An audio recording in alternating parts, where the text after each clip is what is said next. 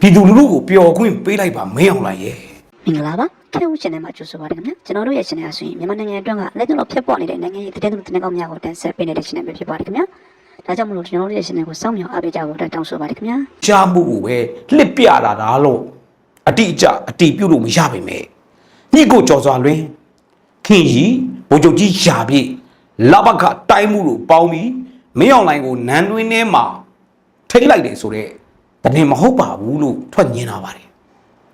လာမယ့်ဧပြီလမှာတမရနေရာကိုခင်ကြီးကိုပေးရမယ်တရုတ်ရဲ့အာရှတာအရာမင်းအောင်လှိုင်သဘောမတူလို့အကျေကျုပ်လဘကထဲမှာထိလိုက်တယ်ဒါမဟုတ်ဘူးလို့အဲ့ဒီစစ်တပ်ထောက်ခံတဲ့အကောင့်တစ်ခုကရေးရတယ်လူကျုပ်လည်းအနားယူခိုင်းရတယ်ဆိုတဲ့သတင်းတွေထွက်ပေါ်နေလို့မဟုတ်ပါဘူးလို့တစ်ထက်ညင်းတယ်စစ်တိုင်းမှုအများစုကမင်းအောင်လှိုင်ကိုပြုတ်ချဖို့ကြိုတင်တိုင်ပင်ထားကြတယ်ဆိုတဲ့သတင်းကတပ်တွင်းမှာကောလာဟာလာအဖြစ်ပြန့်နှံ့နေတာကြားပြီ ICJ ကိစ္စနဲ့ပတ်သက်ပြီးတော့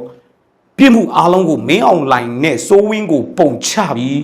တမရခင်ကြီးတဲ့အစိုးရအစ်စ်ကဥဆောင်မယ်ဆိုတဲ့ကိစ္စစစ်တပ်နဲ့ခင်ကြီးနဲ့ကြန့်ခိုင်ကြီးနဲ့ကြားထဲမှာကတောက်ကဆဖြစ်မှုတွေရှိတယ်လို့သတင်းတွေထွက်နေတယ်အဲ့တော့ဒီအခြေအနေမှာကြားပြန်ကိစ္စမင်းအောင်လှိုင်ဥဆောင်တဲ့ဗိုလ်ချုပ်တွေကဥဆောင်နေတယ်လုံနေတယ်ကျူးလွန်နေတယ်ဆိုပြီးအမေရိကန်ကထွက်ပေါ်လာတဲ့သတင်းတွေအရကြားပြန် ICJ ကြားပြန်ရဲ့ ICJ နောက်တိုးတက်မှုဒီနေ့တီမောနိုင်ငံကစစ်အုပ်စုတစုလုံးကိုလူမျိုးတုံးတပ်ဖြတ်မှုဂျီနိုဆိုက်နဲ့တရားစွဲဖို့လက်ခံလိုက်ပါပြီဒီအခြေအနေတွေရှုပ်ထွေးနေတယ်တက်ပြက်နေပြီလားလို့ကျွန်တော်တို့တွေးကြည့်မိတယ်ပေါ့နော်တချို့ကတော့ပြောကြတယ်ဒါတွေကစစ်တပ်ကနေပြီးတော့ပေါ့နော်မဟုတ်မမြန်ဝါရဖြန့်နေတာရဲရချေနေတာဘာပဲဖြစ်ဖြစ်ဒီကောင်သေသွားတယ်ဆိုတဲ့သတင်းလေးကြားရရင်ကိုပဲကျွန်တော်တို့ကပြောနေတာကဲအဖကချုပ်ကြီးမင်းအောင်လှိုင်ရေပြည်သူလူထုကိုပျော်ခွင့်ပေးလိုက်ပါခင်ဗျာသေပေးလိုက်ပါဗျာလို့ကျွန်တော်ကပြောချင်တာအဲ့တော့တက်တွင်းမှာတက်ပြက်နေပြီလားဆိုတဲ့ကိစ္စတွေနဲ့ပတ်သက်ပြီးတော့ကျွန်တော်တို့တက်ပြက်နေပြီလားဆိုတဲ့ကိစ္စနဲ့ပတ်သက်ပြီးနောက်ထပ်သတင်းတစ်ခုထပ်ထွက်လာတယ်နန်းတွင်းကဖရဲသီးကြီးကြီးမမရဲ့သတင်းပေးချက်နောက်ွယ်ကရှားပြေးဇလန်းလို့သိရတယ်နေပြည်တော်ကငဆလူဆရဖရီစစ်ကောင်စီထောက်လှမ်းရေးတွေမသိလို့လားတစ်ချက်တော့လက်တို့ပေးပြစီကိုပြောတယ်လူမြင့်ကပြောင်းနေတဲ့နန်းတွင်းကရှော့လိုက်တုံးနဲ့အကျုံးခံရတဲ့ကိစ္စအတွင်းစည်းကလုံခြုံရေးကြိုးပေါင်းမှုဘာကြောင့်ဖြစ်လဲဆိုတာကိုကြည့်ကြရအောင်လေရှားပြေးအကြမ်းမဲ့စစ်ကောင်းဆောင်ရဲ့လက်ယုံတစုရှားပြေးကြွက်ပြင်းတန်းရွှေလက်ထက်ကမြေတာဝင်ကြီးဝင်းစင်ရဲ့တမတ်ဝင်းစင်ရဲ့မိန်းမဒေါ်ခင်သိန်းနဲ့သူ့အမျိုးတွေတော့ချက်မန္တလေးခွတ်တုံမိသားစုများကဒေါ်ခင်သိန်းရဲ့အမျိုးအရင်းတွေလက်ရှိမန္တလေးမှာအခြေချအခိုင်မာနေတာဒီလူတွေကအပေါ်ကြည့်လိုက်ရင်တော့အနီလိုအစိမ့်လိုနဲ့နှစ်ဖက်ခွတ်တုံပြီးစီးဝါးရှာနေတယ်လို့ဆိုတယ်တကယ်တမ်းမှာနန်းတွင်လဘကအလဲပိုင်းစစ်ဌာနချုပ်မှာခက်ဆက်ဆက်အတွင်းစည်းထိထိန်းချုပ်ထားနိုင်တဲ့ insider man တွေလို့သိရတယ်မင်းအောင်လှိုင်နဲ့ချူချူလာရောက်တဲ့အချိန်မှာအချိန်ကိုက်လျှော့လိုက်ဒုံးနဲ့ပြစ်ခတ်နိုင်တာဟာ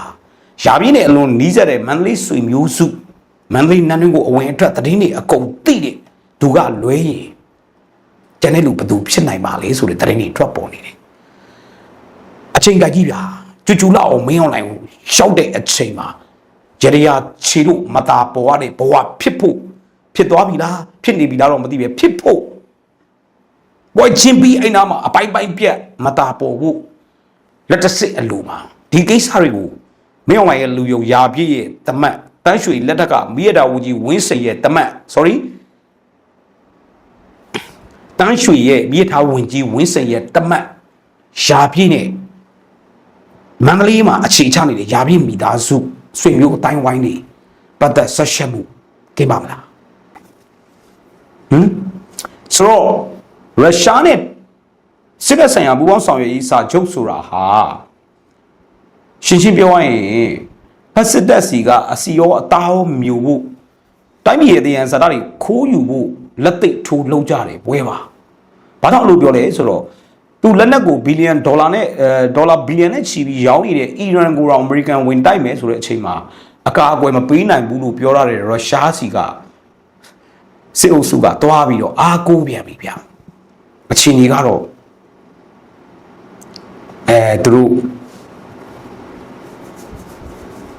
သူတို့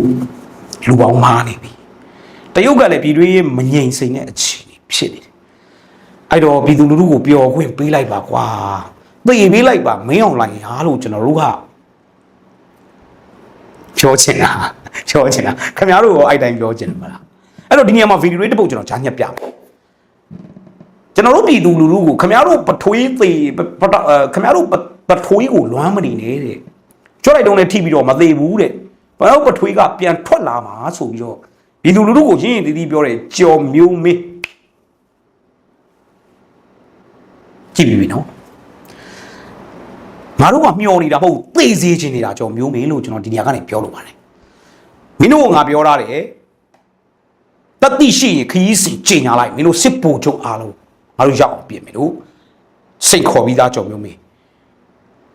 Facebook စာမျက်နှာလေးတစ်ခု TikTok စာမျက်နှာလေးတစ်ခုနဲ့အားကျဲလုံမနေတဲ့တကယ်ပေါက်ရောက်ပြီးတကယ်မင်းတို့မှာအစွမ်းရှိတယ်ဆိုရင်ကြော်မျိုးမင်းကြော်စိုးဦးမင်းတို့မှာအရေးချင်းတကယ်ရှိတယ်မင်းတို့ကိုမင်းတို့စစ်တပ်ရဲ့ပတ်သက်တဲ့လူရဝင်နေဆိုရင်လူမြတ်ကျော်ကကာချုပ်ကိုဒီလိုပြောပါတယ်စစ်ဗိုလ်ချုပ်တွေကိုဒီလိုပြောပါတယ်ခီးစဉ်ကိုချိန်ညာပြီးထွက်ခဲ့ပါရအောင်ပြစ်မယ်လို့ပြောပါတယ်လှမ်းပြောလိုက်ပါတတိုင်းဒီလုံးကိုစော့ကားတဲ့ကြော်မျိုးမင်းဟိုတလောကတော်လိုင်းရဲဘော်တွေရဲ့အုတ်ကူပေါ်မှာဖနှက်စီးတဲ့ကြော်စိုးဦးမင်းအောင်လိုင်ဟိုငါတို့ကမျောနေတာမဟုတ်ဘူးကွာသိစေချင်နေတာဒီနေရာကနေကြော်မျိုးမင်းကိုသတင်းစကားထပ်ပါပါတယ်သိစေချင်နေတာမရှိစေချင်နေတာမင်းအောင်လိုင်စေအုပ်စုတစုလုံးအပါဝင်မင်းတို့လိုအရေးချင်းမဲ့ပြီးစစ်တပ်ဖနှက်ရက်မှာဓမင်းစားရတဲ့ကောင်မျိုးတွေအပါတနွယ်စဉ်ဒဇင်ပါစစ်တပ်နဲ့ပတ်သက်ဆက်ရှက်တဲ့အတိုင်းဝိုင်းတွေကိုငါတို့ကလုံးဝခွန့်လွတ်လိုက်မယ်မထင်နဲ့ဒီနေရာမှာခရိုနီတွေပါတယ်နမ်စီဒီယန်တွေတာမန်အဖြစ်မလွန်ဆန်နိုင်လို့မိသားစုကြောင့်လုပ်နေတဲ့အလုပ်လုပ်ရတဲ့နမ်စီဒီယန်တွေကိုနားလေပေးလို့ရပေမဲ့စစ်တပ်ကိုစိတ်ရောကိုယ်ပါနှစ်ပြီးစစ်တပ်အုပ်ချုပ်ရေးရန်ရလဲပတ်နိုင်အောင်အကူအညီပေးနေတဲ့နမ်စီဒီယန်တွေကိုတော့ခွင့်လို့မရဘူးစီးပွားရေးကြောင့်လူမှုရေးကြောင့်ကျန်းမာရေးကြောင့်မဖြစ်မနေဝန်ထမ်းပြန်လုပ်နေရတဲ့လူတွေကိုနားလေပေးလို့ရတယ်စစ်ကြုံသက်ရှိမှာဘူပေါင်းပါဝင်နေတဲ့နန်းစီရန်တွေကိုခွင့်မလို့ကြိုက်ချင်နေနောက်ပြီးတော့စစ်တပ်အုပ်ချုပ်ရေးရန်ရလဲပတ်နေနိုင်အောင်တိုင်းပြည်ကြီးကဘာမှမဖြစ်တဲ့အောင်ဖြစ်နေအောင်စစ်တပ်ကိုတစ်ဖက်တစ်လမ်းကတွယ်ဝိုက်တော်နည်းနဲ့ပံပိုးနေတဲ့စမင်းသားတွေအမှုပညာရှင်ဆိုတဲ့လူတွေကျွန်တော်တို့နှလုံးသားထဲမှာစက်ကနေနာကျင်စွာနဲ့မှတ်သားထားပါတယ်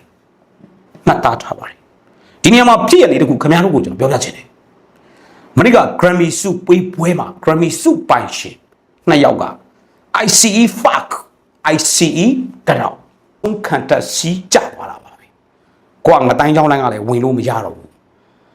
။ Navy တွေရေတပ်ကနေပဲစစ်တွေနဲ့ကြောက်ဖြူကိုအင်အားဖြည့်နေတယ်။စစ်တွေကြောက်ဖြူကလည်းလက်တက်စစ်ပဲလိုတော့တဲ့အခြေအနေ။ကြောက်ဖြူမှာဇန်နဝါရီ30ရက်နေ့နောက်ဆုံးရသတင်းတွေဆိုရင်မတာပေါ်တာများလို့စစ်ကူပို့မလောင်တဲ့အလောင်းတွေပုံထပ်နေတယ်တရုတ်မီးစိမ်းပြလိုက်ရင်တော့ကြောက်ဖြူနဲ့စစ်တွေကိုအေးသိနေမယ်ဖက်စစ်အကြမ်းဖက်တပ်ကတရုတ်ရဲ့မီးစိမ်းကိုစောင့်နေလို့အာရခတ်တော်အေးရလဲတရုတ်ကိုမျက်ခြေမပြတ်ကြည့်နေတယ်လက်ရှိမှာစစ်တပ်ဟာမီးစိမ်းတရုတ်ရဲ့မီးစိမ်းပြမှုအပြိုင်ကျန်းနေရတယ်တရုတ်ရဲ့မီးစိမ်းပြမှုကြောင့် drone တွေလက်နက်ကြီးတွေဒီပွဲကတည်ရမရှိဘူးဒီပွဲမှာတည်ရမရှိဘူး